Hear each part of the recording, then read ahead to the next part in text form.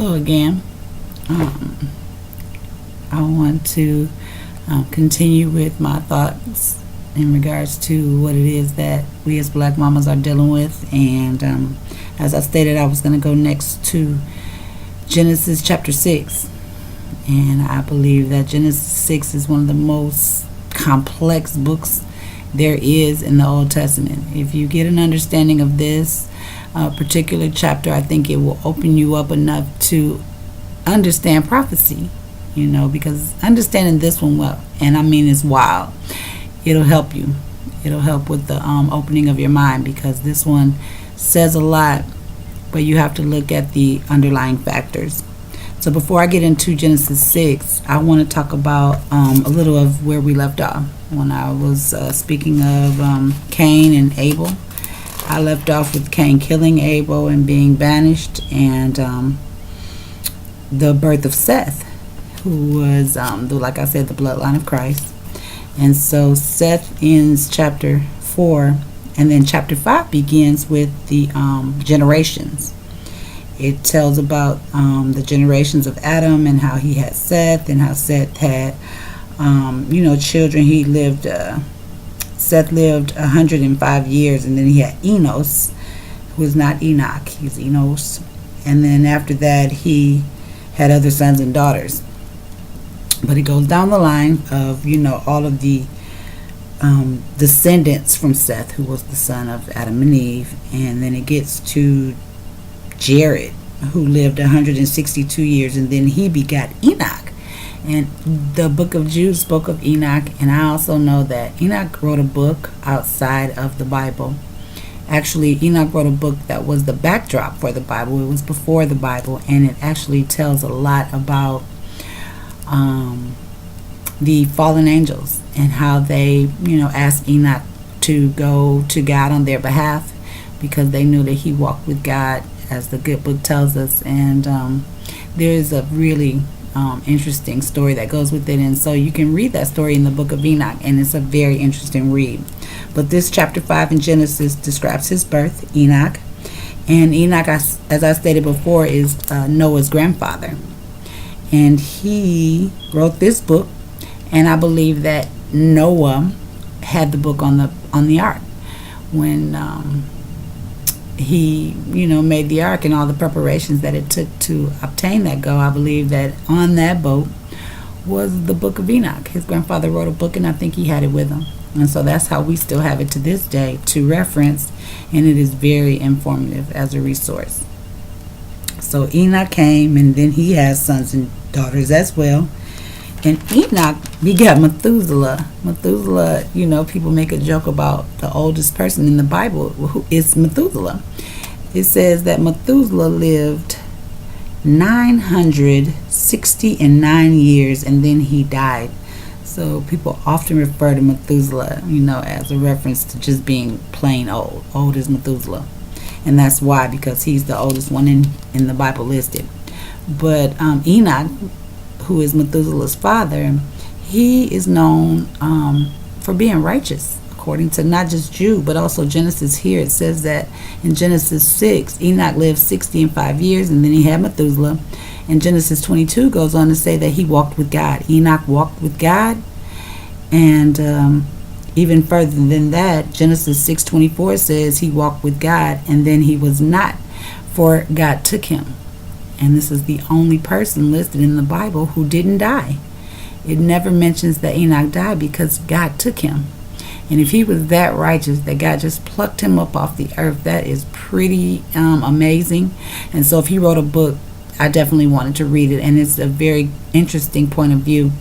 Enoch gets a glimpse into another realm, and the angels show him. And that's it's a dynamic story. And so that's just pretty much like I said, the bloodline of Adam in Genesis 4 getting up to Genesis 6. But the reason that I really wanted to talk about chapter 6 getting up to it is because it describes how the wickedness of man began. It began a wicked plot for man, who, this is where it began.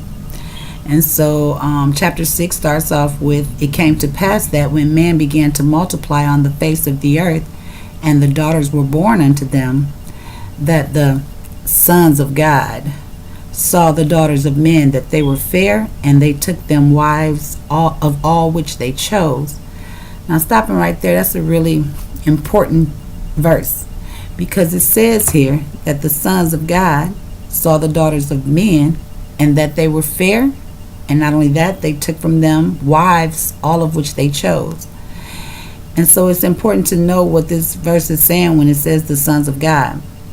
And so, doing some background on that, I found that the sons of God means the angels. They weren't born, they were created. And along with the angels who were created, God created Adam. Adam wasn't born. He didn't have a mother. He doesn't have a navel. He was created. God says he created Adam from the dust and then breathed the breath of life into him. So Adam wasn't born. He's the son of God. But then when Adam procreates with Eve and they do have children, those who are born have a navel and they are the sons of men.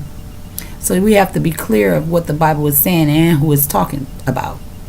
So in chapter 6, verse 1 and 2, when it says the sons of God, in my opinion, are the angels. They weren't born, and those are the creations of God. And when they saw the daughters of men, meaning the offspring of Adam, that they were fair, beautiful, they took them wives, all of which they chose. Now here is the very first part that I want to say. Enoch spoke about this at length. He describes how that was an abomination for God, to God, for them to leave their heavenly estate, which also Jude spoke of, and come down on earth and procreate with women on the earth. And so an angel who, came down on earth, he defiled himself, because in the book of Enoch it says that God considered that defilement. They defiled themselves with women, and not only that, they married them, made them their wives, and it doesn't sound like the women had a choice. They had children. Wow. So just right off the top, they start wickedness, because they left heaven to come down to earth and do this. And in Enoch, they pled for their lives. They pled, please. Enoch asked God to forgive us. He's God of mercy. Forgive us. Let us come back into heaven where we came from. And God said, no way will I ever do that. You can let them know that I will not be retracting this banishment. They are banished from heaven, doomed to, stay down on earth. And actually, these particular angels were sent into darkness. They were put in chains and sent into darkness. So yeah, they were repentful, but it did not help. And that's what the book of Enoch tells us about. And so it's up to you to determine if that's something that you would give credibility to. Me, myself, I think there's truth in it all, because it's a lot if you just think about what they're telling us. And so, like I was saying, the sons of God, those are the angels. And the daughters of men, those are humans. Going forward, chapter 6, verse 3 says, "The Lord said, my spirit shall not always strive with man, for that also he is flesh. Yet his days shall be 120 years. So that's the end of all those long lives like Methuselah had. After the angels did this and come down and made this abomination with the daughters of men, God put an end to those years of living long. And if you really understand what that's saying, there was a shift. There was a shift in reality, because I believe that when men were living 900 years and 600 years and, long 300 plus years, for one lifetime, we were on another level, another consciousness level, right after the fall from the garden. I think that people, they lived so long because we were on a whole nother plane, like, of reality. A plane, meaning a reality shift. When that happened and God said that men will only live for 120 years, yeah, it started the decline of man, so much so to where That's pretty much, you don't see people living past that still to this day. Like 120 years of living is pretty much a miracle if you saw that in 2016. So it's important that you realize that God's spirit left man right then and there when those angels committed that abomination.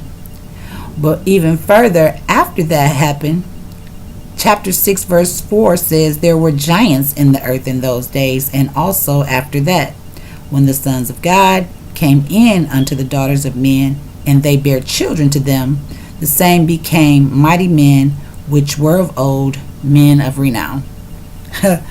Now that is saying a lot, because there's a term, we're reading it in English, but the Bible was written in Hebrew and has been translated in several different languages, mainly Greek. First Greek, should I say. It was translated into Greek back, during Julius Caesar. So instead of saying giants, it was another word. They used them. It was gigantes. But see, gigantes is not English, it's Greek. And it has several different meanings. It, of course, does mean giant, but it also means genes or genetics, which is where our word genetics come from. So think about bloodline again, when I told you that the blood is very important throughout the entire Bible. The concept of blood is extremely important. So genetics and blood, and then giants.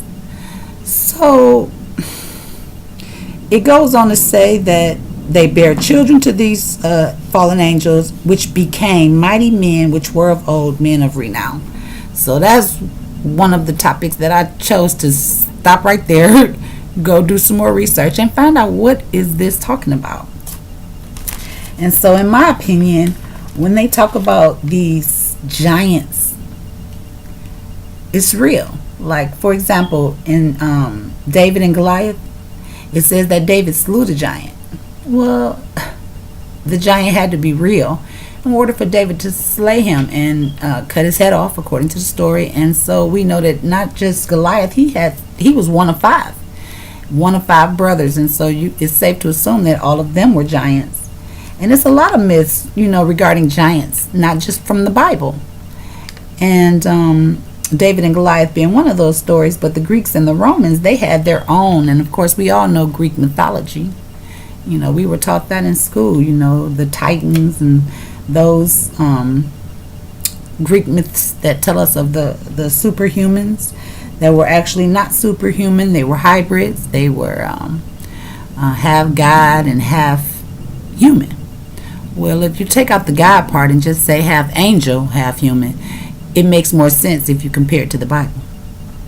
And so this chapter right here is very important, because if you understand this, or if you're even willing, or if your mind is open enough to understand this, then when it comes to prophecy and other parts of the Bible, it'll make more sense, because you understand that this part has to have some validity to it in order for some of the other stories to even add up to what prophecy is trying to tell us.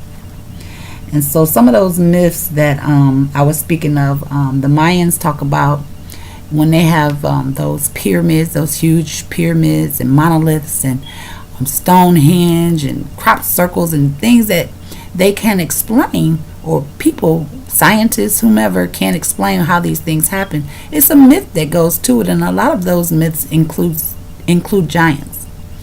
And the Mayans called them those who from heaven came, and they describe how they built those things, and it was just known to them, and it went down traditionally through the the stories, the traditional stories that they told. And so these are the mighty men I think they mean when they say men of renown, men of old, great men of renown. They're renowned because the myths are made behind them. Like in Ireland, there is a myth about a giant, Finn McCool, and he was supposed to had built a bridge to connect Ireland to Scotland, because there was another giant over there and they wanted to fight. Like, giant stories go on for days and days, and I don't believe that they're all fake. I don't believe that they're all made up. I believe that they're based on Genesis chapter 6 verse 4. And it starts off, there were giants in the earth in those days, and also after that. So I believe that the violence that they created. The stories you heard of Cyclops, big one-eyed, giants with a big one eye in the middle of their head, and the giants from the beanstalk, fee, fi, fo, fum. Like these stories, they come from different places on the planet. They are different time ranges, different cultures, different, all types of differences. But the one thing that they have in common is the story of these super huge giants. And if you do any research, you can find in places like the Midrash, which is another ancient book that tells about some different philosophies about things that pertain to the Bible. They tell of stories of giants that were up to like 36 feet. And that's just, to mention a few. Some of these stories, hit home, a little closer to home, some things that we can relate to. Because also the Bible, not in Genesis necessarily, but in Matthew 24:37, Jesus himself, Christ now, anytime you see Christ or hear Christ talking in the Bible, the letters are red because that's him himself, and this is what he said. But in Matthew 24:37, Jesus says, as in the days of Noah, so shall it be at the coming of the Son of Man. Now Christ is referred to as the Son of Man. Son of Man is what they call him in not just the Bible. They call him Son of Man in the book of Enoch and some others. The book of Jasher, Jubilees, like you gotta look up some other resources, but they refer to Christ as the Son of Man. And in Genesis, in the garden, it says that there will be enmity between your seed and my seed. So that right there lets me know that Christ is that seed that the word was speaking of. That very first verse, when we were talking about Genesis to begin with, is speaking of Christ from the very beginning.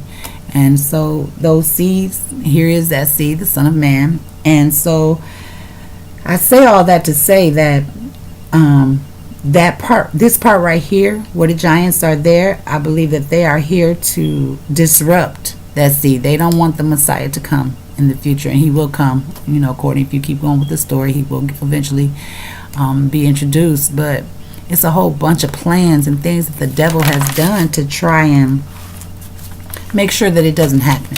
And I believe that these Nephilim, these hybrid half angel, half human people, was his attempt. He had so many strategies, and so Satan's attacks went through, a whole list of things, like, for example, the corruption of Adam's line. If you can corrupt the line of Adam and assure that there is no Messiah, then what do you have to worry about if you were Satan? And the Bible tells about a whole bunch of stories where it was an effort to kill the male seed, in so many different stories in the Bible, because the devil knows, just like we do, what the outcome will be. And so he was trying to defile the line. But back to Noah and what was happening in his time, because Christ said it, as those times were, that's what it will be. And what does he mean by that? And so the giants that were in the earth after that, I believe, came from a corrupt bloodline. Maybe it was one of the wives, because we know that God saw Noah as upright. It didn't say he was perfect, it said he was upright, and that he walked with God. And so God chose him because he was unblemished, meaning untainted. His bloodline evidently was pure, but that doesn't mean the wives were. And so I'm not sure if that's what they mean after that, because that's the only way they can continue. Or maybe some of the giants didn't get killed in the flood, I don't know. But it definitely says that, and I think it's important. But because of these giants that were on the earth, other resources tell us they were causing much havoc. They were cannibals, and the fee, fi, fo, fum giants. I smell the blood of an Englishman. Yeah, well, I think they say that because they could smell blood and they were eating people, and the story just made it through. So anyway, God saw that the wickedness of man was great in the earth, and that every imagination of the thoughts of his heart was only evil continually. That's chapter 6, verse 5. And he repented the Lord that he had made man on the earth, and it grieved him at his heart. Verse 7 says, and the Lord said, I will destroy man whom I have created from the face of the earth, both man and beast, and the creeping thing, and the fowls of the air, for it repenteth me that I have made them. Meaning God was sorry he did all of this because of the evil, continual evil. But it goes on to chapter 6, verse 9, and say that these are the generations of Noah. Noah was a just man and perfect in his generations, and that Noah walked with God. Here we go again, another one that walked with God. So if Enoch walked with God, Noah walked with God, we have to assume that these people please God with their lives, their lifestyle. Noah begot 3 sons, Shem, Ham, and Japheth. The earth also was corrupt before God, and the earth was filled with violence. Chapter 6, verse 12 says, God looked upon the earth, and behold, it was corrupt, for all flesh had corrupted his way upon the earth. And he says, all flesh. And God said unto Noah, the end of all flesh is come before me, for the earth is filled with violence through them, and behold, I will destroy them with the earth. Make thee an ark. And it describes what it should be. This is the fashion which you should make it, the length, the breadth, the height. And a window shalt thou make to the ark, and a cubit shalt thou finish it above. So God is giving him some specific instructions on how he expects this ark to be and what to put in it. Fowls after their kind, cattle after their kind, food into it so it shall be eaten. And that's pretty much it. Chapter 6 ends with the 22nd verse telling us that thus Noah did according to all that God commanded him, so did he. Alright, so we know at the end of this chapter 6, Noah built the ark as God commanded him to do. My focus, though, is those Nephilim. The Nephilim that were the children of the daughters of men and the sons of God, who became mighty men, which were of old, men of renown. Alright, so I go back to what I think all of that means. I think that the Greek mythology and some of the Mayan legends and all of that is telling us about what was going on back then. Like, they can't speak to us in terms that we speak of today, so they tried their best, I think, to give us what we could try and get a grip or understanding of what it is they're describing. And so, like, for those other stories where you see half man, half horse, and he's playing a flute, and it's a half horse, half man, and some of those stories like Percy Jackson, and it's a whole bunch of stories, Jolly Green Giant, Paul Bunyan. What about John Henry? Do anybody remember John Henry, the steel driving man? All of these stories about giants came from what is being told to us here. And so if we just keep them in the mind that they're myths, we won't ever understand what Christ is trying to tell us in Matthew when he's saying it's going to be a certain kind of way on this earth when he comes back. And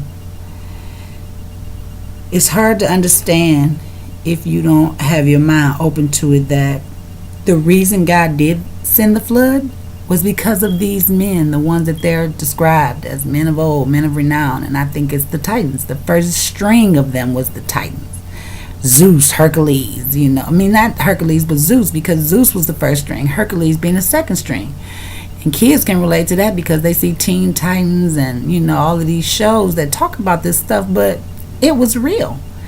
And other myths tell about how they fought amongst each other for different things, and they compare them to these zodiac, the 12 zodiac signs and all of that, and how they came to be, and Pegasus and Perseus and all of these half hybrid and Greek myths that talk about people that they get from the stars. If you put all the stories together, it would really just tell the same story.